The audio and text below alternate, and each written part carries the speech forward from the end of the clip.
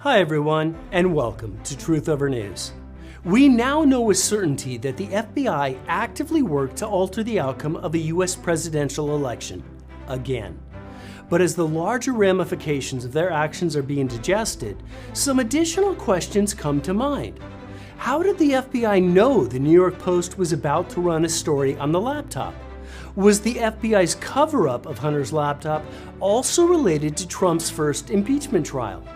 And why is it that the FBI had a physical office located within Ukraine's National Anti-Corruption Bureau since June 2016?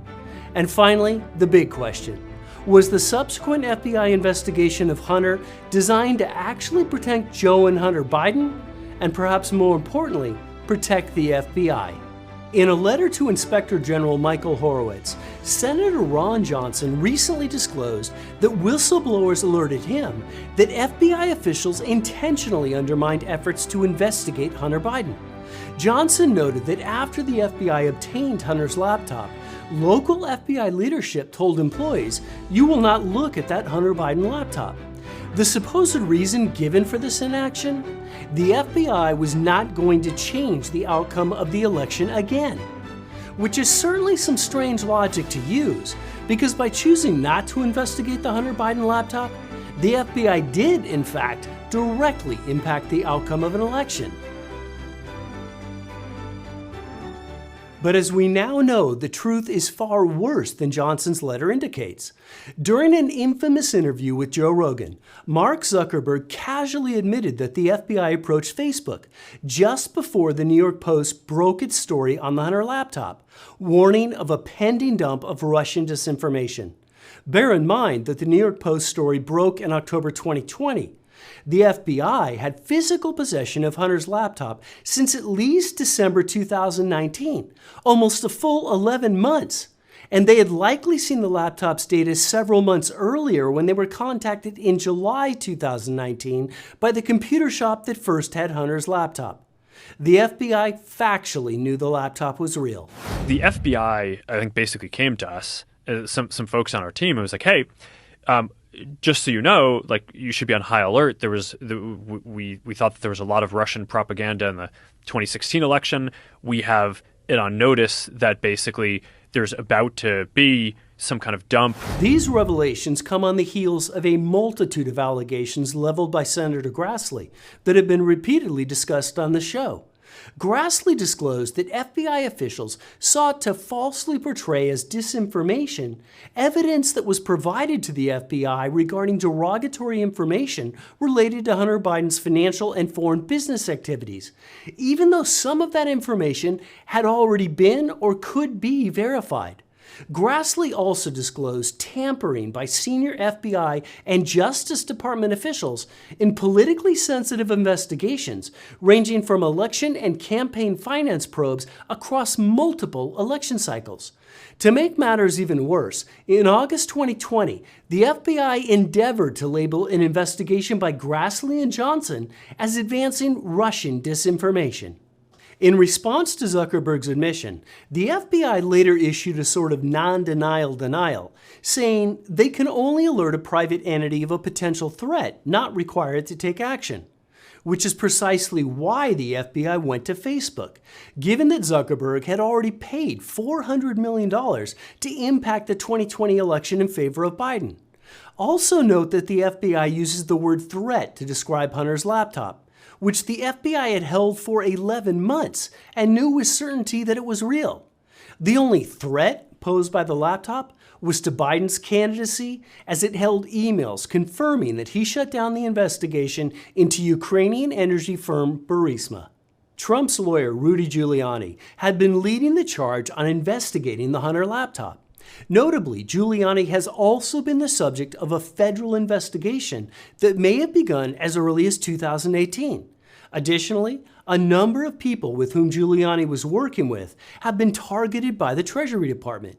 We know that Giuliani had been looking into Ukrainian corruption and interference in our elections. We also know that Giuliani had physical possession of the data from Hunter's laptop since at least August 2020, the same time in which the FBI tried to discredit Grassley's investigation. And Giuliani was providing information on it to the New York Post. But Giuliani's knowledge of Hunter's laptop actually went back more than a year earlier, to July 2019, and he likely saw much of the contents before he got the full copy. In a coincidence that is almost certainly not a coincidence, July 2019 is the same exact time that the FBI was made aware of Hunter's laptop. Of equal or even greater interest is the fact that July 25, 2019 marked the date of President Trump's famous phone call with Ukraine's new president, Zelensky. It was during this call that Trump told Zelensky that he would like him to speak with Giuliani and Attorney General Bill Barr, saying, "I will ask him to call you along with the Attorney General. Rudy very much knows what's happening, and he's a very capable guy." It was this phone call that paved the way for the 2019 impeachment of Trump, and it now appears that the FBI's cover-up of Hunter's laptop also directly impacted the impeachment hearings of President Trump. Trump was impeached by the Democrat-controlled House on December 18, 2019. The Senate later found Trump to be innocent of the charges and refused to convict. One of the primary charges that was leveled by the left was that Trump corruptly solicited the government of Ukraine to publicly announce investigations into Joe Biden in order to create false and damaging narratives. The media was more than happy to broadcast the DNC's message that Trump had engaged in corruption during his communications with Ukraine's new president.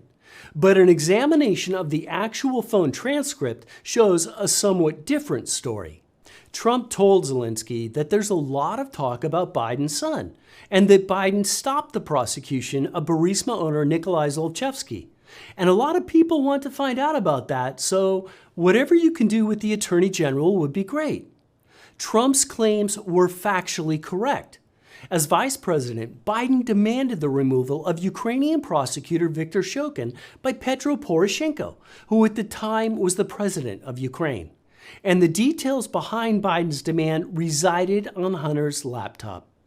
Biden famously bragged about this incident at a conference he attended in 2019, telling conference participants that he told Poroshenko, "Petro, you're not getting your $1 billion. It's okay. You can keep the prosecutor general. Just understand, we're not paying if you do."